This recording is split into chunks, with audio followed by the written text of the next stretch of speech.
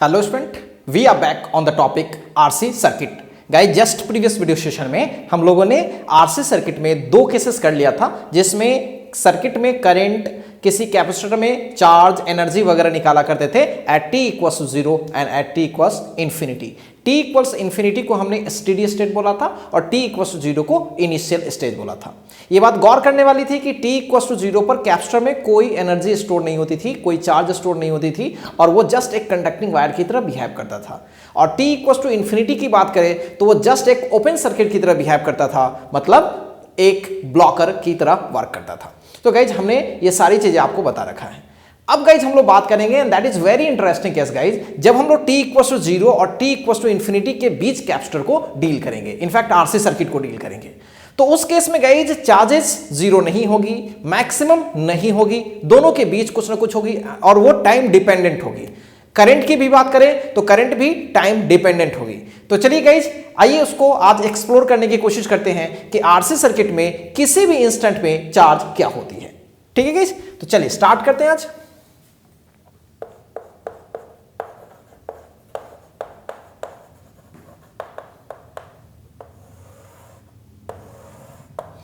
तो गाइज आज के डेट में सबसे पहले हम लोग सिंपल सर्किट का डेरिवेशन सीखते हैं, उससे कुछ कंक्लूजन निकालते हैं, फिर उसको एक कॉम्प्लेक्स सर्किट में करने की कोशिश करते हैं।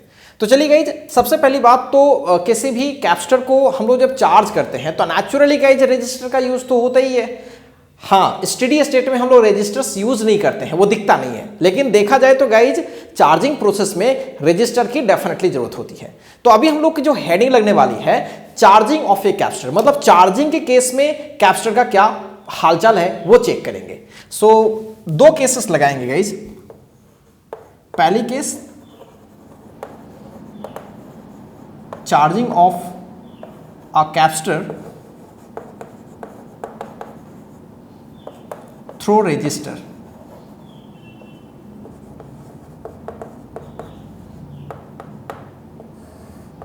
ठीक है, इसे हम लोग सिंपली चार्जिंग सर्किट बोला करते हैं।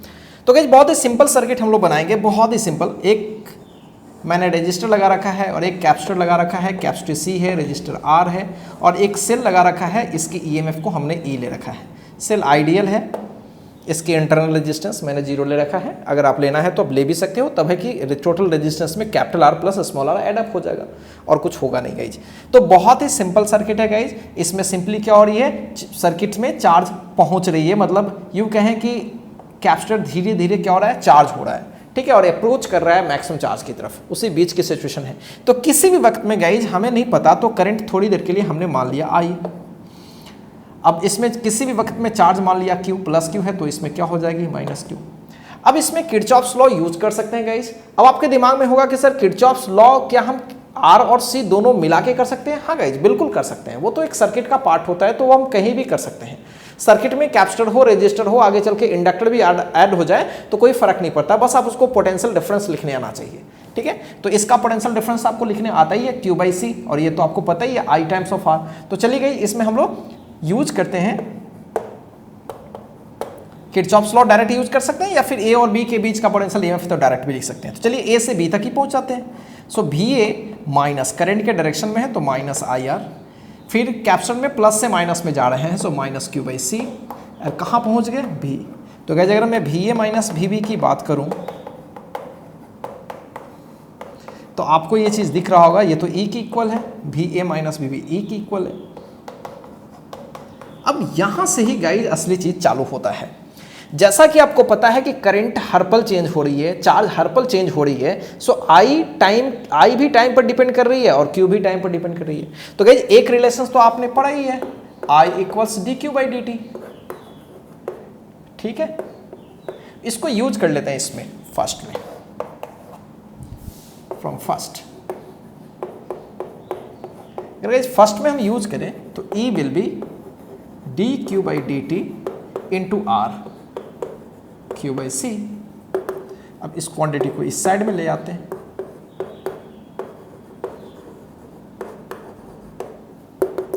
R से डिवाइड करते हैं,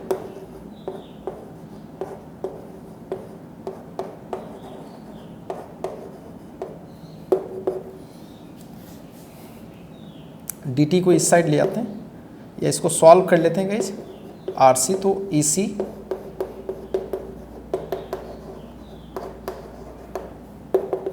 सो वी हैव DQ, पूरे चीज़ों को डिवाइड करते हैं और DT यहाँ पे लाते हैं।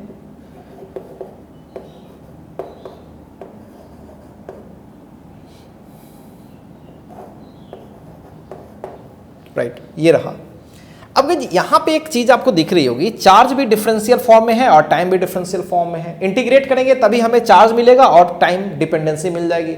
और गाइस यही तो हम चाहते थे, यही तो हमें पता करना था कि किसी भी कैपेसिटर में जो चार्ज होगी t इक्वल टू इन्फिनिटी की बात नहीं कर रहा है, t इक्वल टू 0 की बात नहीं, दोनों के बीच में क्या होगी, यानी किसी इंस्टेंट पे क्या होगी, अपन उसी के बारे में बात कर रहे थे। और गाइस यहाँ पे वो चीजें दिख रही है, बस इसको इंटीग्रेट करें तो दोनों साइड में गाइस अगर मैं इंटीग्रेट कर लें, अब लोअर लिमिट और अपर लिमिट क्या डालेगा, ये भी इसमें कमाल की चीज सोचनी है।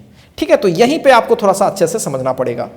गाइज अगर मैं dt टाइम की बात करें तो इनिशियली तो t इक्वल टू 0 और इनिशियल ये चार्ज है गाइज, dq मतलब ये चार्ज, तो इनिशियल कैपेसिटर चार्ज था या अनचार्ज था गाइज। यहां से गाइज बहुत दो केसेस बन सकते हैं। फिलहाल अपन सिंप्लीफाइड केस कर रहे हैं जिसमें इनिशियली कैपेसिटर क्या है, अनचार्ज है। इस बात को मैं यहां पे लिख देता हूं कि इनिशियली Q इसकी 0 है, मतलब ये अनचार्ज है। अब यहीं से गाइज आपके दिमाग में हो रहा होगा सर इनिशियली चार्ज भी हो सकती है। बिल्कुल गाइज, हम लोग इनिशियली कोई चार्ज कैपेसिटर लगा करके और जस्ट सेल को कनेक्ट कर सकते हैं। यानी वैसे केस में गाइज यहां t इक्वल टू 0 पर चार्ज 0 नहीं बल्कि कुछ होगी, जो भी चार्ज होगी वो होगी। गाइज बिल्कुल डिस्कस करेंगे उस चीज का। तो पहले t इक्वल टू 0 पर चार्ज कुछ भी नहीं है, तो t टाइम पर कुछ चार्ज आ गई होगी जिसको मैं कैपिटल Q बोल सकता हूं, राइट। ठीक है, या फिर स्मॉल q, जो भी बोलना है, चलिए कैपिटल Q में बोल देता हूं। तो गाइज इसको सॉल्व करेंगे तो हमें कभी किसी भी t टाइम पर जो q है वो पता पड़ जाएगी, राइट। और गाइज अगर किसी भी इंस्टेंट पे t इक्वल टू 0 पर अगर इसमें पहले से चार्ज मौजूद है, Q0 है या कैपिटल Q0 है, तो उस केस को डिस्कस करने के लिए यहां हमें Q0 लेना पड़ेगा। तो गाइज वो भी हम लोग डिस्कस कर लेंगे, लेकिन अब इतना लंबा काम नहीं करेंगे, बस इसी इक्वेशंस को डायरेक्ट यूज कर लेंगे। क्लियर है गाइज? तो चलिए आगे बढ़ते हैं। अब आपको पता है ना dq बाई क्यू है, बट ये तो कांस्टेंट है ना, e और c कांस्टेंट है, सो dq बाई क्यू यानी लॉग ही होगी, लेकिन कोएफिशिएंट से डिवाइड पड़ जाएगा। तो ये तो सिंपल इंटीग्रेशन है, minus ln ec minus Q. Minus इसलिए क्योंकि इसके कोएफिशिएंट से डिवाइड पड़ा, मतलब पीछे माइनस, और dt का t होगा from 0 to t minus ln, पहले upper limit ec minus capital Q, lower limit 0, तो ये पूरा 0 हो जाएगा, so AC and this is t only, और इस माइनस को इधर ले जाते हैं। सो ln, अगर अंदर में लॉ की प्रॉपर्टी यूज करें तो EC minus Q by EC and this would be minus R minus t by RC। So EC minus Q by EC will be e की power minus t by RC, right. ln से बाहर आते हैं तो e की power, divide करते हैं तो ऐसा कुछ हमें देखने को मिल रहा है। सो 1 माइनस e की power, so q will be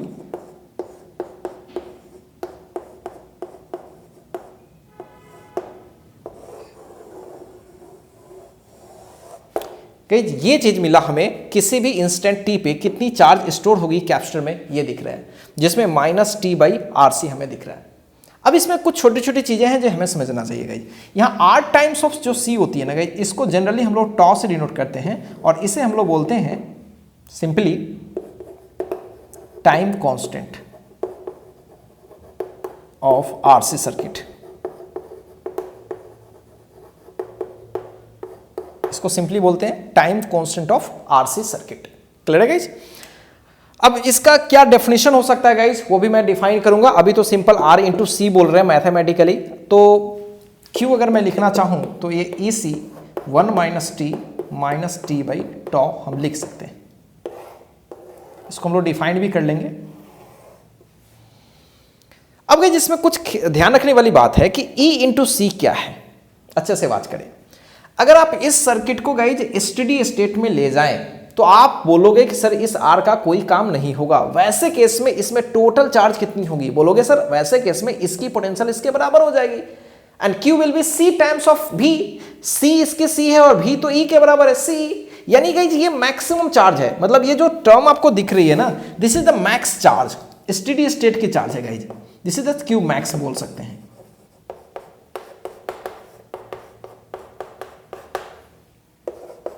तो बहुत बार यहां पे Q मैक्स लिखते हैं या फिर कभी कभी Q नॉट भी लिख देते हैं, तो चलेगा गाइज। तो बहुत ही सिंपल चीज आपने सीखा। अब गाइज इसमें एक दो बात और समझते हैं, अच्छे से फील करते हैं थोड़ा।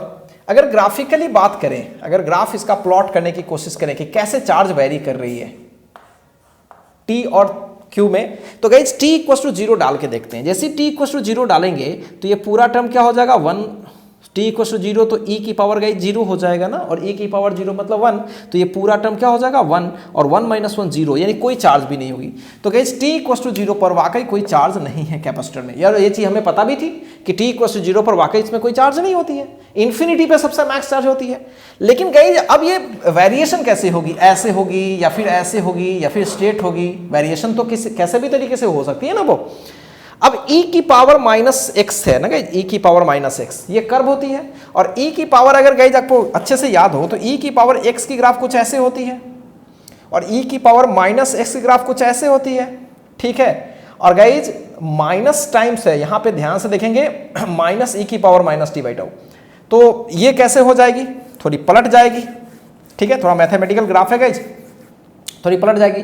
और एक बात और भी गाइज है, एक बात खास बात भी है कि अगर मैं t इक्वल टू इन्फिनिटी डालूं, थोड़ा समझने की कोशिश कीजिएगा, t equal to guys infinity डालूं तो यहीं पे देख लेते हैं, तो t की जगह पर इन्फिनिटी डालूंगा तो e की पावर माइनस इन्फिनिटी, आपको पता है e की पावर माइनस इन्फिनिटी 0 होती है। e की पावर यानी एक से बड़ी क्वांटिटी अगर कोई हो और उसकी पावर माइनस इन्फिनिटी हो जाए तो इसकी वैल्यू क्या होती है 0। कैसे हो जाती है वो भी जल्दी से देख लेते हैं। e की पावर तो क्या गाइज हम ऐसा लिख सकते हैं बिल्कुल, और e एक से बड़ी क्वांटिटी पर infinity power that is infinity, so 1 by infinity that will be 0 tending to 0।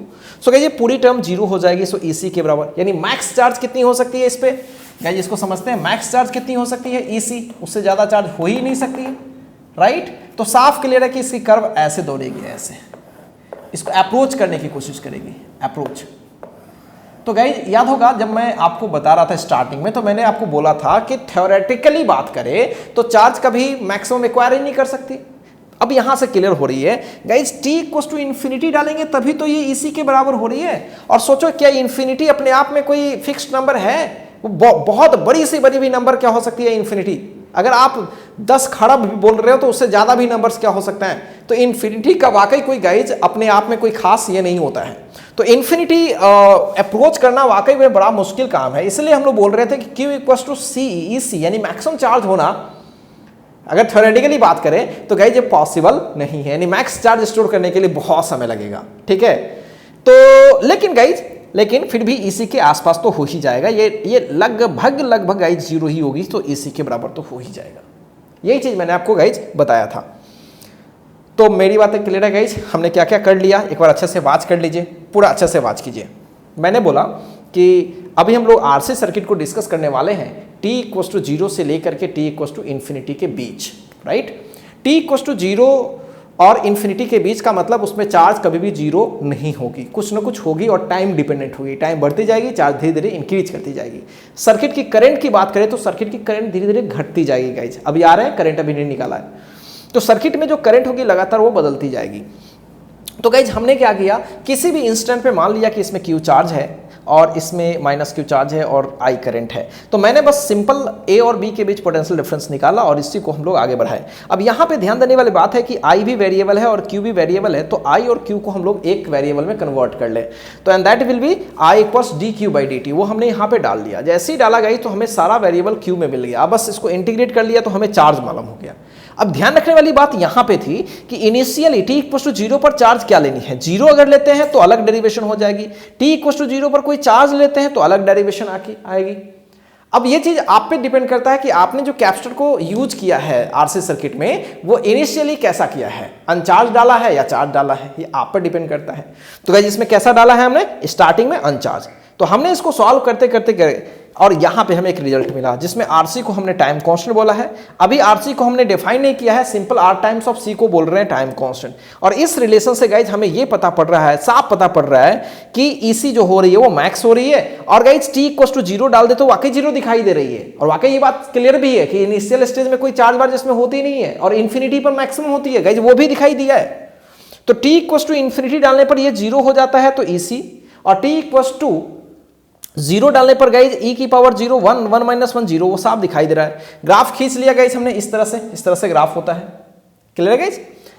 अब हम लोग थोड़ा सा डिफाइन करेंगे कि गाइज RC को हम कैसे डिफाइन करने जाएंगे, मतलब टाइम कांस्टेंट को कैसे डिफाइन करेंगे।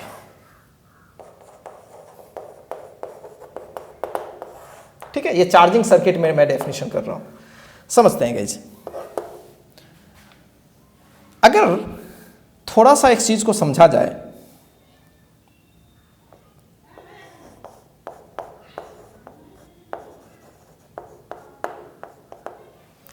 अगर गाइज Q को Q मैक्स के बराबर डाल दूं, Q को मैं किसके बराबर डाल दूं, अच्छे से समझें, Q को मैं किसके बराबर डाल दूं, Q मैक्स के बराबर। या फिर ऐसा करते हैं गाइज, एक मिनट,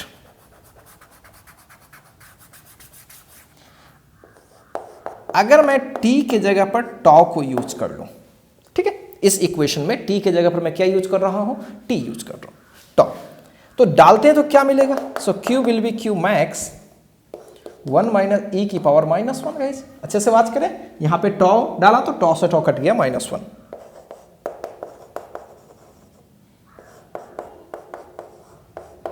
ये आ गया।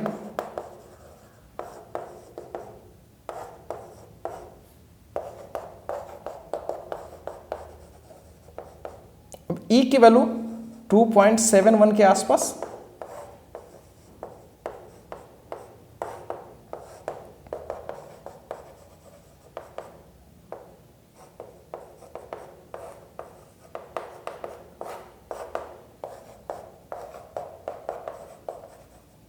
कहिए लगभग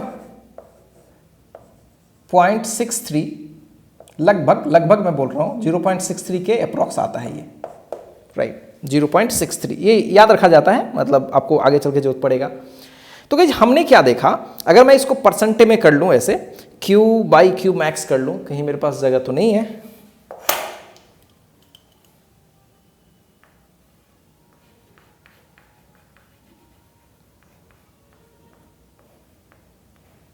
ऐसे कर लूं, परसेंट में 100 से मल्टीप्लाई कर लूं तो लगभग ये क्या हो जाएगा 63 गाइज।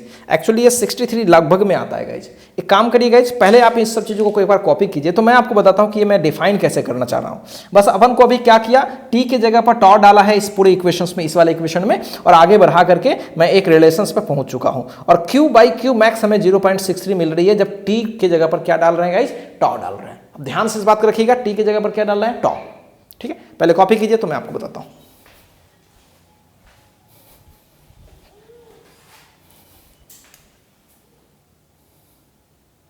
चलिए गाइज आगे बढ़ते हैं और आगे अभी जो केस हम लोग डिस्कस कर रहे थे उसको थोड़ा आगे कंटिन्यू करते हैं। जैसा कि मैंने आपको बताया कि हम लोग टाउ का डेफिनेशन कर रहे थे गाइज, और टाउ को डिफाइन करना हमें पड़ता है मैथमेटिकली गाइज, तो कुछ भी नहीं है, r टाइम्स ऑफ c है, बट हमें इसे डिफाइन करने के लिए हमने t इक्वल्स टाउ डाला जो मेन इक्वेशन था, और उसको डालते डालते गाइज लगभग ये क्या हमें मिल रहा है, लगभग 63 पॉइंट कुछ मिलता है गाइज, 0.63 आ गया। तो इस इक्वेशन को देख करके गाइज हमने एक रिलेशंस यहां पे निकालना है। So this Q by Q max 0.63, right. तो गाइज अगर परसेंट की बात करें,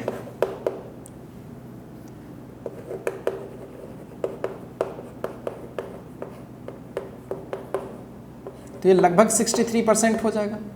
तो गाइज ये क्या चीज है, ये वो चीज बता रहा है Q बाई Q मैक्स 100%, मतलब जब चार्ज अपने Q मैक्स का, ठीक है, जब अपने चार्ज Q मैक्स का 63% हो जाएगा, मेरी बात अच्छे से समझेंगे, जितनी मैक्सिमम चार्ज स्टोर होनी चाहिए गाइज, जैसे जितनी मैक्सिमम चार्ज स्टोर होनी चाहिए, ग्राफ से थोड़ा पकड़ते हैं बात, मैक्सिमम चार्ज तो ये है गाइज, ठीक है, तो इस मैक्सिमम का 100% तो खुद यही हुआ, 50% यहां होगा, राइट। तो 63.0%, मतलब कि 63 पॉइंट कहीं ना कहीं यहां होगा, तो ऐसा हो जाने में गए जितना हमें टाइम इन्वेस्ट करना पड़ेगा यहां पे, समझते हैं, this is the Q max, right, this is the 0 और गाइज ये 50% यानी क्यूब नॉट बाई 2 और गाइज ये कहीं ना कहीं अगर मैं 63% ऑफ क्यू बोलूं, क्यू का 63% ये रहेगा। तो इसको खोजने में, इतना चार्ज एक्वायर करने में जितना टाइम इन्वेस्ट होगा ना, उसी टाइम को हम लोग क्या बोला करेंगे, टाइम कांस्टेंट टॉ, क्योंकि वही टाइम डाल करके मैं आगे बढ़ाया हूं तो हमें ये मिला है। इसका मतलब 63% ऑफ क्यू। सो अगर हम चाहे तो ऐसा भी लिख सकते हैं ना, Q is what, 63% of Q max, ऐसा भी तो लिख सकते हैं गाइज, लिख सकते हैं ऐसा, ठीक है, डायरेक्ट ऐसा लिख सकते हैं। क्या मेरी बातें क्लियर है guys? So Q is what, 63% of Q max. तुम साफ क्लियर कह सकते हैं कि इफ, या ऐसा डायरेक्ट करते हैं, the time taken by capacitor to acquire the charge 63% of maximum charge is called time constant। इसको बहुत बार हम लोग कैपेसिटिव टाइम कांस्टेंट भी बोला करते हैं। नॉर्मल टाइम कांस्टेंट का यही मतलब होता है गाइज। तो बहुत ही सिंपल चीज हम लोगों ने गाइज कर लिया। अब गाइज इस पूरे डिस्कशंस में आपने क्या क्या सीखा उसको, इसको एक बार हम लोग समराइज करते हैं। हम लोगों ने ये सीखा कि अगर हमने किसी कैपेसिटर को किसी सेल से और रजिस्टर के हेल्प से कनेक्ट किया है और इनिशियली उसे अनचार्ज रखा है, तो चार्ज उसमें किसी भी टाइम पे कुछ इस तरीके से वैरी करेगी, है ना। चार्ज किसी भी इंस्टेंट पे Q जो मैक्स होगी, जिसको Q नॉट बोल रहे हैं, 1 माइनस ई की पावर माइनस टी बाई टॉ की तरह वैरी करेगी, जहां टॉ क्या है, R टाइम्स ऑफ C है, और उसे हम लोग टाइम कांस्टेंट कहते हैं। उसकी डेफिनेशन हमने पकड़ ली, ये चीज हमने कर लिया। अब गाइस सर्किट में चार्ज कुछ इस तरीके से वेरी कर रही है, टाइम के अनुसार से वेरी कर रही है। अब हमने ये भी देखा है कि जब t की जगह पर 0 डालेंगे तो Q 0, मतलब 0 डालेंगे तो 0 हो जाएगा फाइनली, और इन्फिनिटी डालेंगे तो Q नॉट के बराबर आएगा। वो आपको मैंने दिखाया भी है जस्ट पहले। अब गाइस यहाँ पे समझने वाली बात है कि अगर मुझे करंट पूछे, अगर हमसे कोई करंट पूछे, सर्किट तो अपना यही था,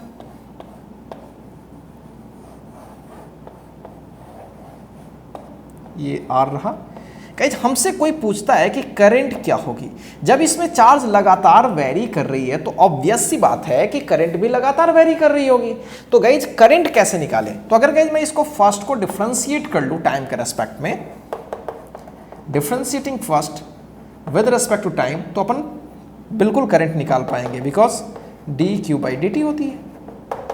अब क्यू नॉट तो बाहर हो जाएगा, 1 का डिफरेंशिएशन 0 रहा माइनस, और e की पावर माइनस टी बाई टॉ का डिफरेंशिएशन सबसे पहले किसके रेस्पेक्ट में, नेचुरली इसकी जो पावर है ना उसके रेस्पेक्ट में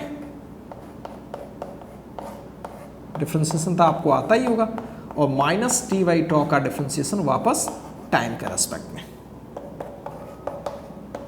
e की पावर x का x के रेस्पेक्ट में सेम होती है, टी बाई टॉ ही होगी, और पीछे माइनस है यहाँ पे, और गाइज यहाँ माइनस फिर आएगा और 1 बाई टॉ, और t का डिफरेंशिएशन 1, सो फाइनली प्लस हो जाएगा और टॉ से डिवाइड हो जाएगा। ठीक है guys, so I will be Q naught by टा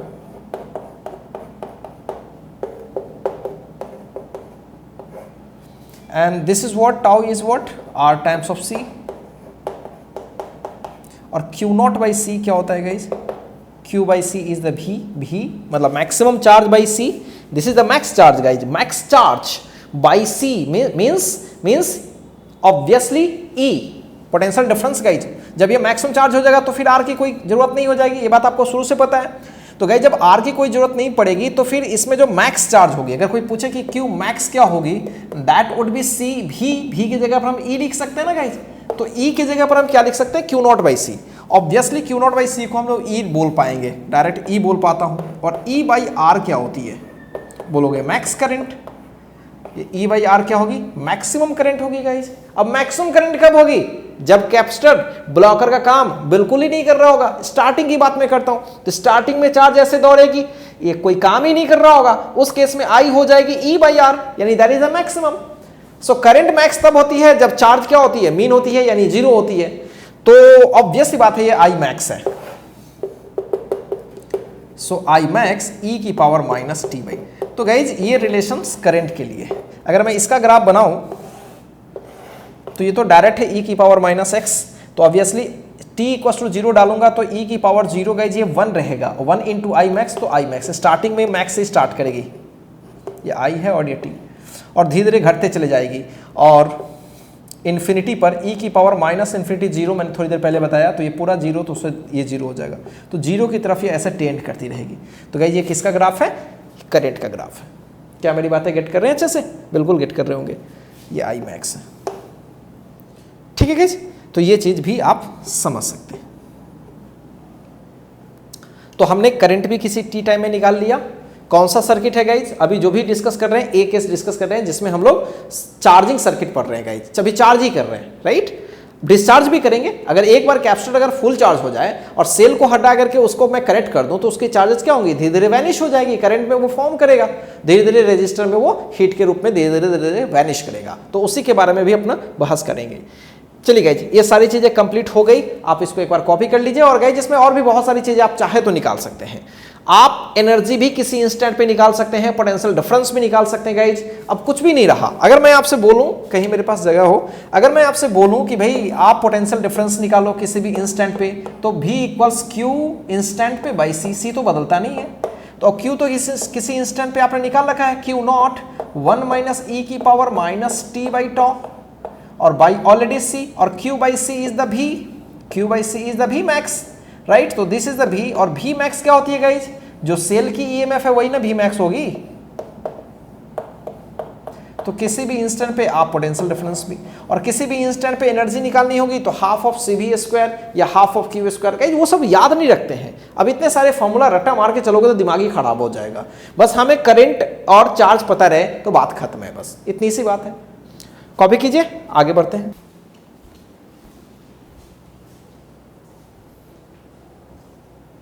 चलिए गाइज अब हम लोग बात करते हैं चार्जिंग सर्किट की ही, लेकिन उस समय जब कैपेसिटर में स्टार्टिंग में चार्ज हमने कुछ दे रखा है। आइए देखते हैं गाइज कैसे उसे हम डिस्कस करते हैं। बहुत ही सिंपल चीज़ है, जस्ट पहले की तरह ही होने वाला है, बस लिमिट हम लोग बदल लेंगे। स्टार्टिंग में चार्ज गाइज हमने इसमें कुछ क्यू दे रखा है, या सबसे बेटर है गाइज मैं क्यू डैश कर लेता हूँ, फील आती रहेगी, बस सब कुछ पहले जैसा ही है,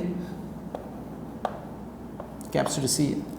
अब जो गाइज जो इक्वेशंस लिखा करते थे एग्जैक्टली वैसे ही लिखेंगे किसी भी इंस्टेंट पे। ये इनिशियल है guys, this is initial,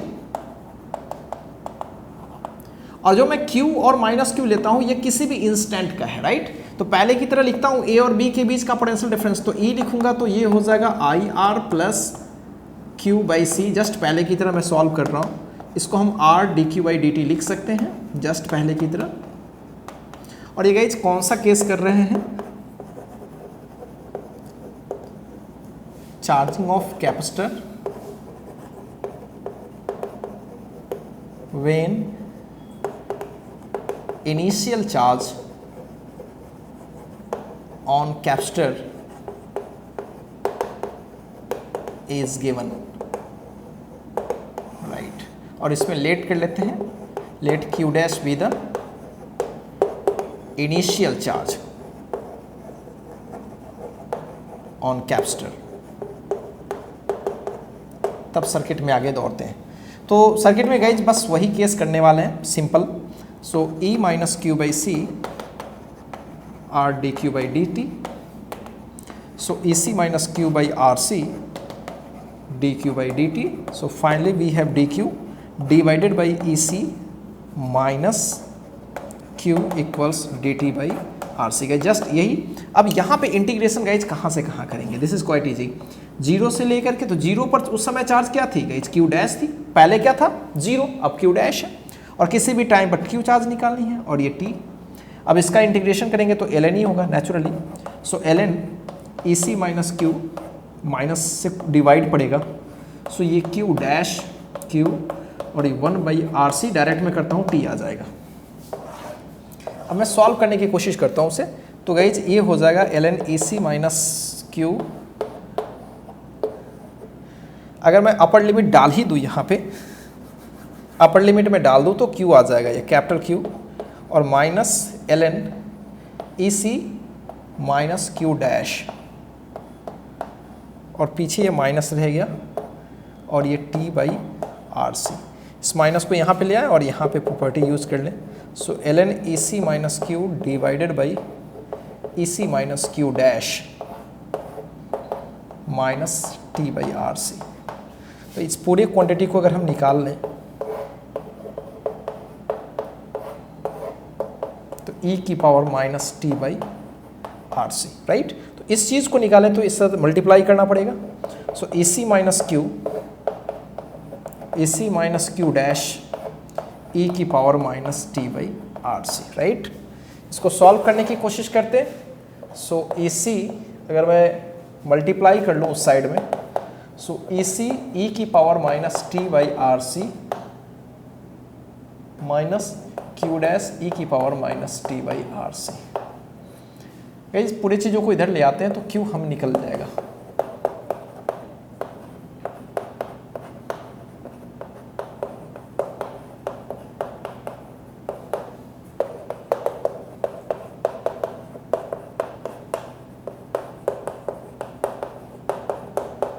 RC को टॉ बोल सकते हैं हम लोग।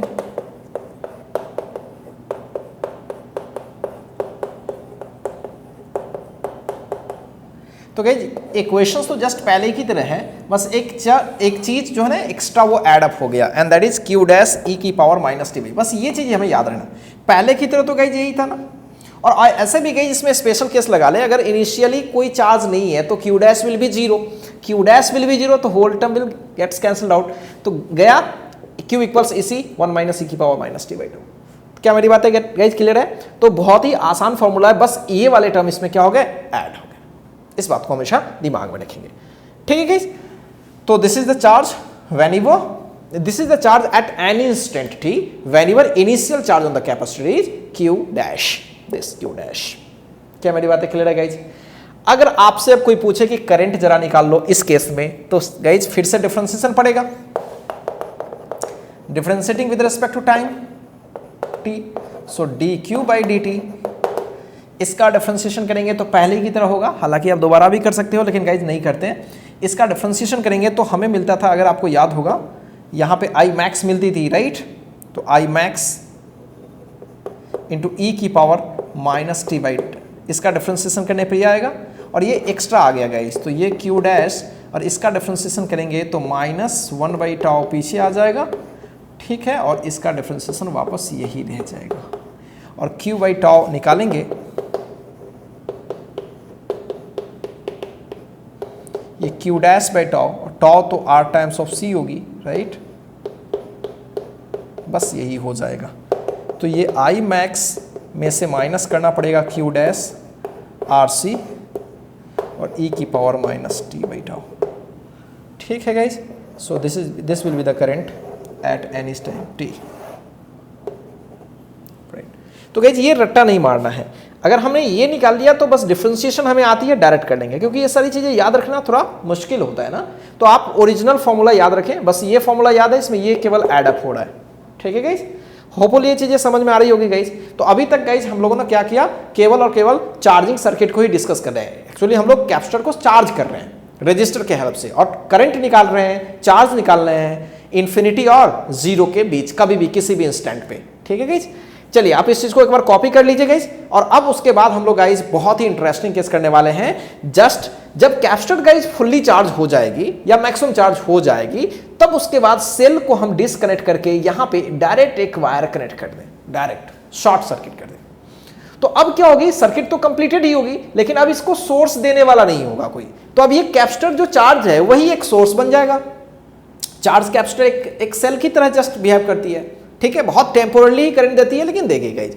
तो अब वो सोर्स की तरह बिहेव करेगा और वहां से चार्ज प्रोवाइड करेगा सर्किट में, रजिस्टर में, राइट। तो अब देखते हैं कि उसकी चार्ज या उसकी अब करंट जो सर्किट में मिल रही है वो कैसे वेरी कर रही है टाइम के according. So let's discuss guys, पहले आप इसको कॉपी कीजिए।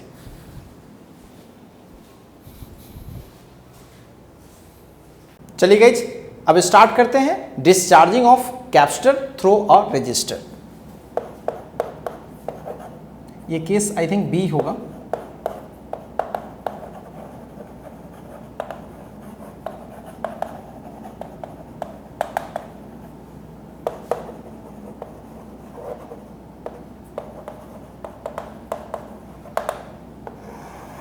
ऐसा करते हैं गाइज, एक हमने कैपेसिटर को लेट किया, इसकी कैपेसिटी C है और इसकी चार्ज इनिशियली Q है गाइज, Q नॉट मान लेता हूँ बेटर होगा, ये इनिशियल चार्ज है Q नॉट, राइट। और हमने एक रजिस्टर यहाँ पे कनेक्ट कर रखा है, ये t इक्वल टू 0 की सिचुएशन है। जैसे ही हम लोग स्विच है, ठीक है, जैसे ही गाइज हमने स्विच को ऑन किया t इक्वल टू 0 पर, जैसे ही स्विच को ऑन किया तो फिर इसकी चार्ज धीरे धीरे क्या होने लगी, करंट में कन्वर्ट होने लगे। क्लियर गाइज, वो मूव करने लगी और धीरे धीरे इसकी चार्जेस वैनिश होती चली जाएगी, हीट के फॉर्म में एनर्जी के रूप में ये वेस्ट होती चली जाएगी। चलिए तो इसी के बारे में अपन बात करते हैं। तो गाइज समझते हैं अच्छे से इसको।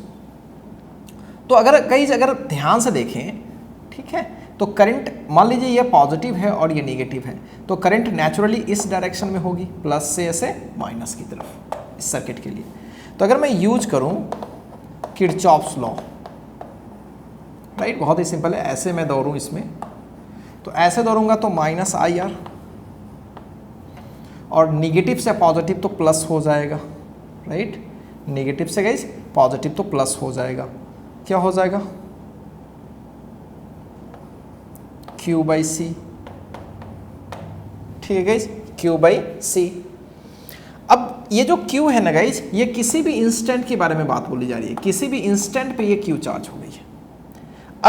अब इसको सॉल्व करें गाइज, तो कहीं ना कहीं I को हम लिख सकते हैं ना dQ/dt,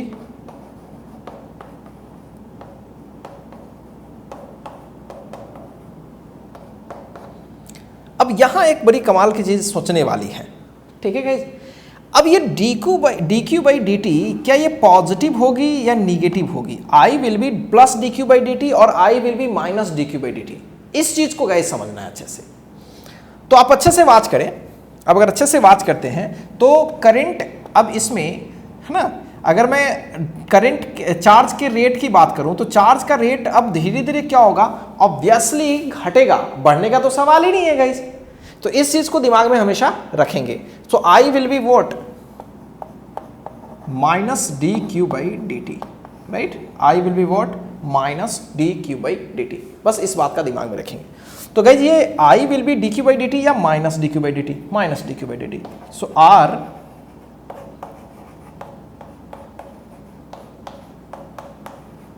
ऐसे सिचुएशन होगी गाइज, क्लियर है। अब आगे बढ़ते हैं। अब यहां पे क्या करते हैं गाइज, dQ, बस सिंपल सॉल्व कर लेना है।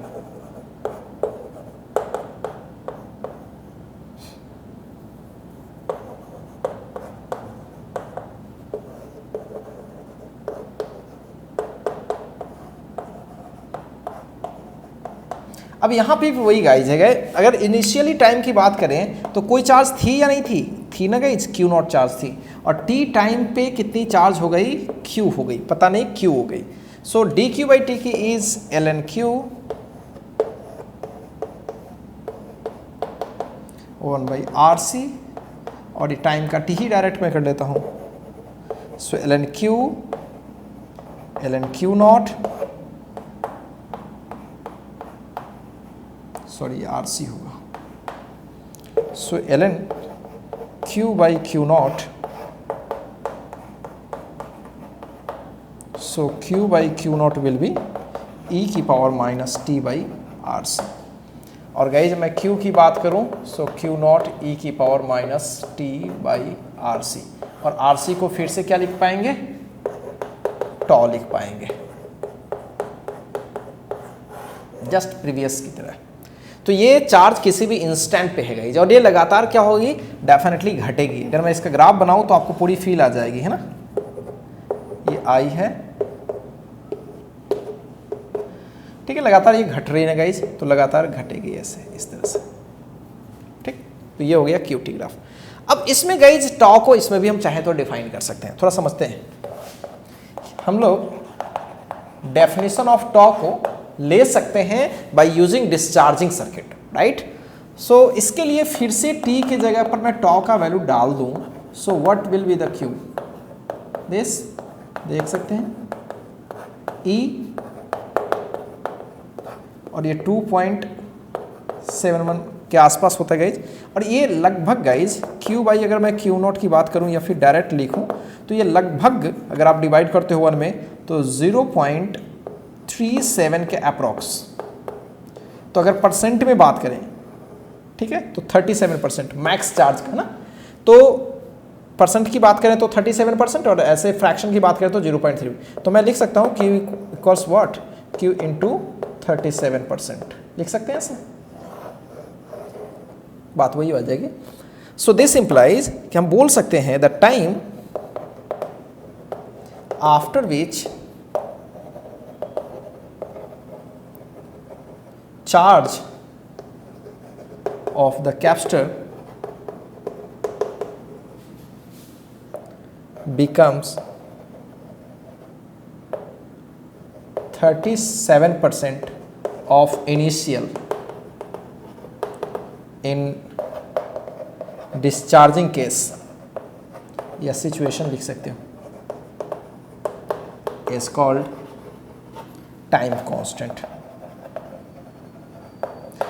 तो इस तरह से गाइज हमने क्या समझा कि कोई भी कैपेसिटर अगर वो फुल्ली चार्ज थी और वो डिस्चार्ज हो रही थी, तो अपने चार्ज मैक्सिमम चार्ज का, जिस केस में 37% चार्ज उस पर रह जाएगी, मतलब सर्किट में अब जो चार्ज दिख रही है ना वो 37% ही दिख रही है, ठीक है, मतलब उस कैपेसिटर में। तो उस टाइम को, जितना टाइम ऐसा हुआ है गाइज, उस टाइम को बोलेंगे टाइम कांस्टेंट। तो ये टाइम कांस्टेंट का डेफिनेशन गाइज हम लोग डिस्चार्जिंग के टर्म में कर रहे हैं। एक बार चार्जिंग के केस में भी किया था, चार्जिंग के केस में किया था कि कैपेसिटर में चार्ज लगातार बढ़ी जा रही है, जो मैक्सिमम हो सकती थी उसका 63% जिस समय में हो जाए, राइट। तो 63% जब हो जाएगी, इसमें जितना टाइम इलैप्स होगा उस टाइम को बोलेंगे कैपेसिटिव टाइम कांस्टेंट।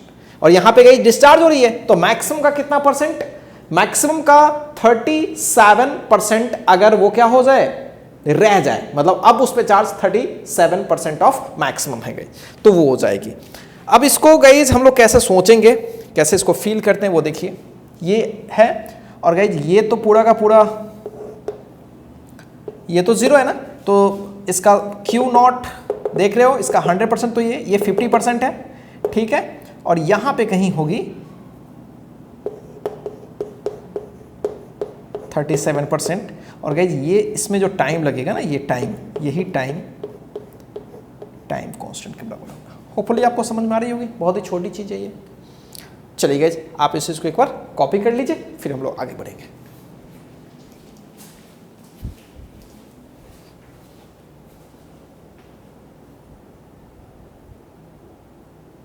तो इस तरह से गाइज हम लोगों ने अभी क्या डिस्कस कर लिया, कैपेसिटर को चार्ज करो या फिर डिस्चार्ज करो, दोनों केसेस में उसकी चार्ज समय के अकॉर्डिंग क्या होती है गाइज, चेंज करती रहती है।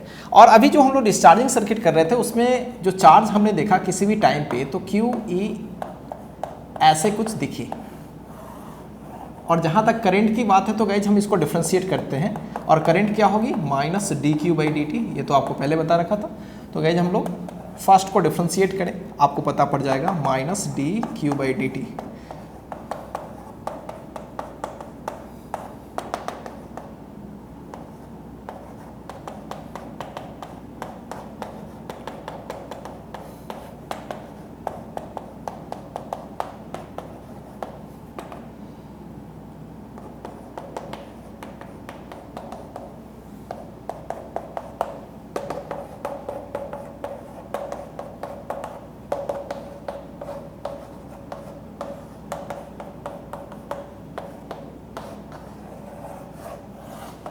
यहाँ भी करंट गाइज उसी तरह से डिक्रीज कर रही है जैसे पहले डिक्रीज करती थी ना, I equals some I0 into e⁻t/τ, और यहाँ भी कुछ उसी टाइप का e⁻t/τ।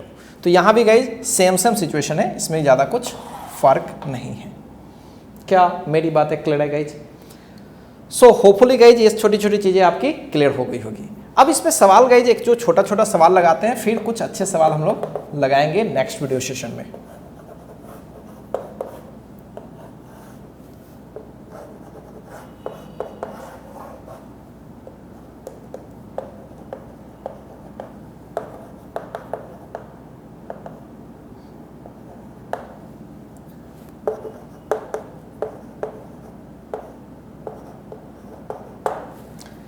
इसमें पूछा गया है find the Q I at any instant, ठीक है, टी टाइम में। तो बहुत ही आसान है गाइज, कुछ भी नहीं है, फॉर्मूला डायरेक्ट करना है। हाँ गाइज, इसमें एक चीज़ ध्यान रखना है कि क्यू मैक्स हमें निकालना पड़ेगा, आई मैक्स निकालना पड़ेगा।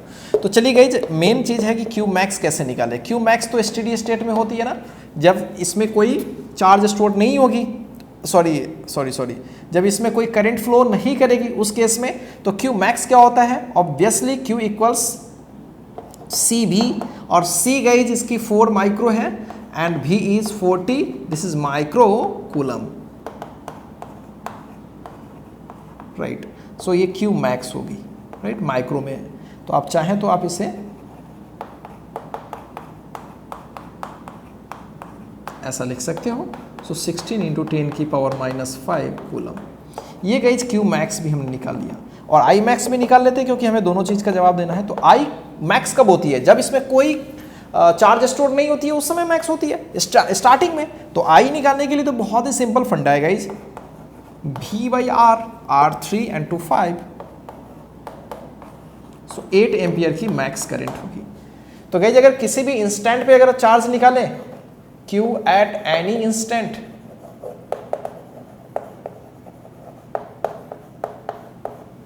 so Q will be Q max into 1 minus e की power minus t by tau.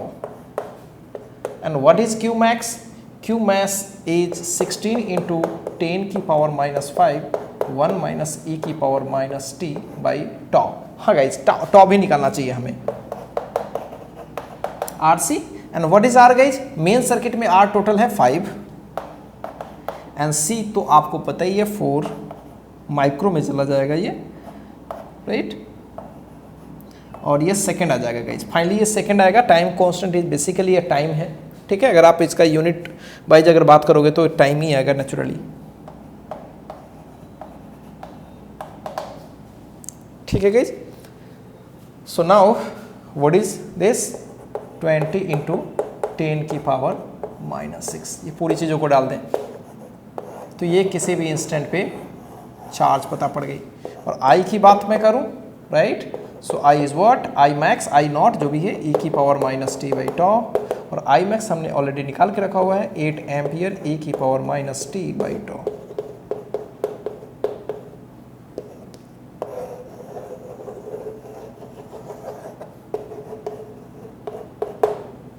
ठीक है गाइज, तो ऐसा कुछ इजी सवाल भी होते गाइज। कभी कभी आपसे कोई नॉर्मल सा सर्किट दे देगा, फिर बोलेगा कि वो टाइम बताइए जिस समय चार्ज आधी हो जाएगी। तो ऐसे केस में गाइज कुछ भी खास नहीं होता है, कुछ भी खास नहीं होता है। अगर आपसे कोई बोले कि find T if Q is equal to Q max by 2, normal सा सवाल पूछा जाएगा। तो गाइज बहुत ही सिंपल है, Q इक्वल्स होता है ना Q max into 1 minus E की पावर -t बाई टाउ, और ये बोला गया है कि Q मैक्स का आधा हो जाएगा, तो ये दोनों कैंसल, सो 2 की पावर -1 या फिर 1/2 ही हो जाएगा। ये इसको हम लोग ऐसे सॉल्व कर सकते हैं, तो इसको इस साइड में ले आते हैं तो ये हाफ हो जाएगी, राइट। सो हम चाहें तो 2 की पावर -1 भी ले सकते हैं, माइनस माइनस हटा सकते हैं, और e की power +t by tau equals 2 की पावर -1 यानी +1 हो जाएगी। फाइनली माइनस माइनस हटा दिया। तो गाइस जब मैं इसको निकालूं, है ना, t बाई टाउ को निकालूं, तो इधर ln2 होने वाली है ना, e बेस पर 2, क्योंकि e की पावर x से जब यहाँ आते हैं तो ln होता है ना गाइस, तो ln2, सो यहाँ से t निकालेंगे तो टाउ ln2। तो इस चीज़ को याद रखिएगा। अब इस तरह का सवाल कोई भी कर सकता है।